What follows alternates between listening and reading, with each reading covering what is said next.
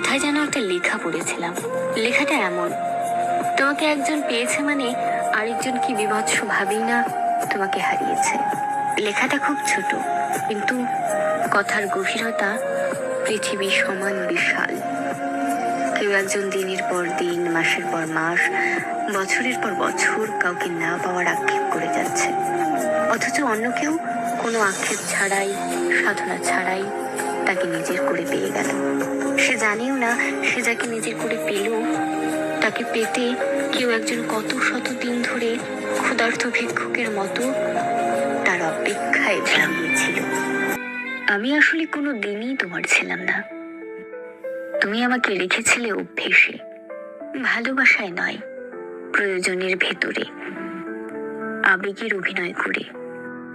আমি দূরত্ব বাড়াতেই বুঝলাম কাছে থাকা মানে আপন হওয়া নয়। অনেক সময় দূরের মানুষই মনকে সবচেয়ে বেশি বোঝে। আমি ভেবেছিলাম সময় সব ভুলিয়ে দেয়, কিন্তু সময় শেখায় কিভাবে না